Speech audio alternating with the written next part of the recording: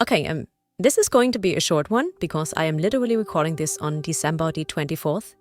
But I did a lot of work this week, so there's lots to show off. So let's get started. Okay, first I wanted to add some visual bullshit to the tooltips so that it looks a bit more fancy. And I added a scaling animation for the icon in the top left. And you can see it here. And yeah, small change, small effect, but well, it's the little things that matter. Okay, the next change is a bit less sexy, but very important regardless. Because we already have a function that prevents certain UI elements from being triggered when a pop-up appears. And since we added a new kind of pop-up window, the multiple choice window, I had to add more stuff here so that if a multiple choice window is on screen and another pop-up window is on screen, that only one of them is active and can be clicked. Very important. And then one fateful night, I was bored and absolutely went into the zone and started coding the actual, let's call it combat mechanics. And I did this by basically making an add-on to the multiple choice window. I wanted it to display portraits on the right side with a counter displaying, let's call it health. Yes, a health bar. It's totally a health bar and nothing else. Look, it even has a heart symbol. Heart symbols stand for health and nothing else. And don't ask why combat mechanics in this game fill up the totally health bars instead of depleting them. Everyone here is a combat medic. Okay, this is getting stupid. Why do we live in a society in which I need to disguise game mechanics around basic human needs to please the algorithm, but it's totally fine to describe it with violence and combat instead? Make love, not war. Come on, YouTube, you can do better. Anyway, I added an animation that fills the heart icons and displays a number, and you can see it here.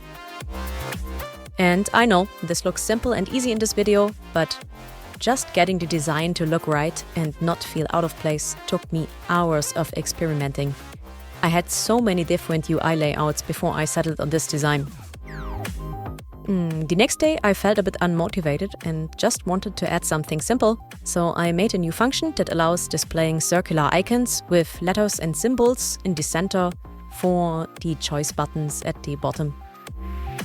Moving on, because I wanted to add a subphase mechanic to the multiple choice window that allows displaying multiple phases in a single window. So basically, I just created a loop that displays new multiple choice windows, one after another.